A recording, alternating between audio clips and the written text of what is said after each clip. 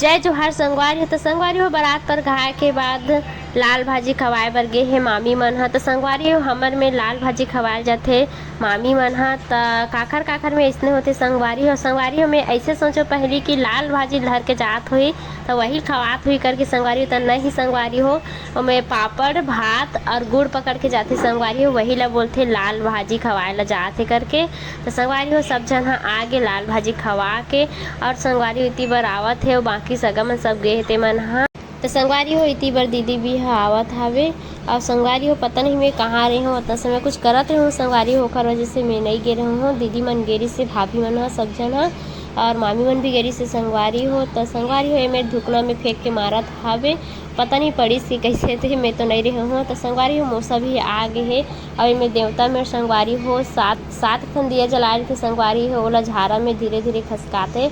ओखर बाद संगवारी हो ये मेरा लगिन पढ़े बर बैठ गए है मोर मौसी और मौसा ह। तो जौड़ी कैसे लगा थे संगवारी हो कमेंट करके जरूर बताओ कैसे दिखत हावे। तो संगवारी हो में सब जन बैठे हावे, मौसी नानी मन ह लगिन पढ़त है संगवारी हो ते मेरा आके। तो महाराज संगवारी हो देखो लगिन पढ़त हावे और इति बार संगवारी हो सब जन बरतिया मन भी बैठे संगवारी हो। आजकल ऐसे होते संगवारी हो बरतिया में तो खाना खा के चले जाते, कुछ कुछ बचे रहते वही मन हावे संगवारी हो। रात भी ज़्यादा हो गई से तो संगवारी हो मामा मामी मन टिकान टिका थे, बहुत ज़्यादा इमोशनल पल हरी संगवारी हो। तो मामा इमोशनल हो गई बहुत। तो देख सकते हो संगवारी हो आप मन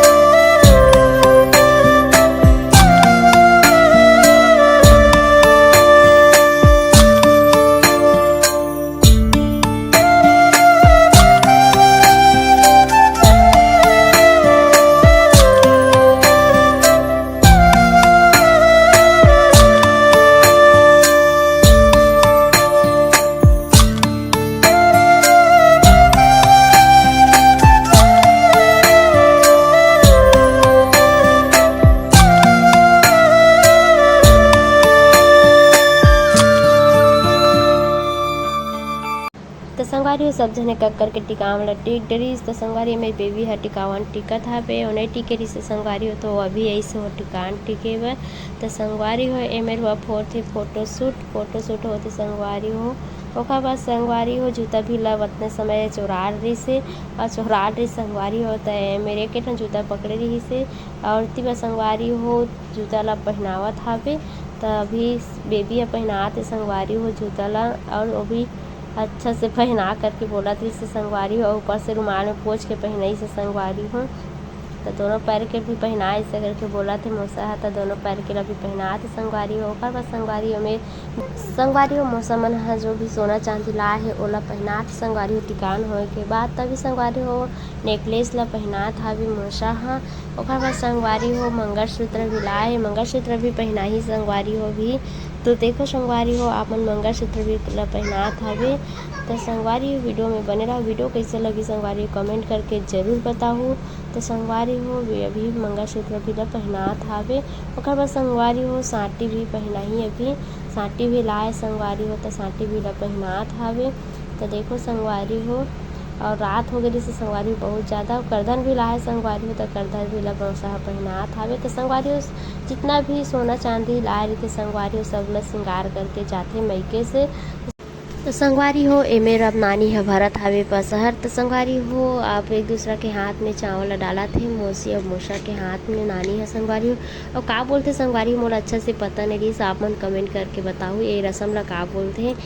तो संगवारी हो अपन अपन चावल ला रखथे माँ मौसी ह नानी ला दी संगवारी चावल ला और मौसा अपन कुआसा ला देथे संगवारी हो चावल ला। तो संगवारी में मड़वा में रिसा गे हे मौसा ह। तय में देवत हे बड़े मामा गाड़ी के चाबी ला संगवारी हो। तो संगवारी में भावर के लिए तैयार हो गया भावर होत संगवारी हो ये मेरे साथ फिर रही संगवारी हो। और वीडियो में आपन बने रहो म्यूजिक के साथ।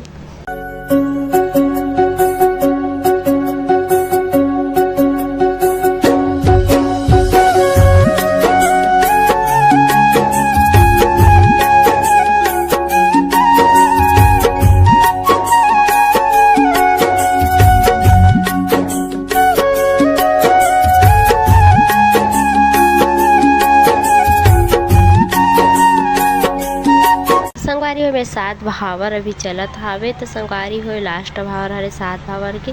तो संगवारी हो मेरे सिंदूर भरत हवे मौसा मौसी के से मांग में। तो मेरे मांग में सिंदूर भरा के संगवारी हो। ओकर बाद संगवारी हो जो साड़ी के पल्लो होते चुन्नी ला संगवारी हो 7 बार थे। तब 7वां बार में संगवारी हो पूरा ढांकते संगवारी पल्लो ला। तो में संगवारी हो अब इखर मन के पारी आगे लल्ली मन के। तो में संगवारी हो लल्ली मन अब लगिन पढ़त हवे तब बैठत हवे। तो इतनी रात भी बहुत ज़्यादा हो गई से संगवारी हो सब पित्ती उती करके और इतनी बार लगिन पढ़ा था। अभी संगवारी हो लगिन हाँ आए है उती से लड़का पक्ष से लगिन पढ़े बलाते संगवारी हो।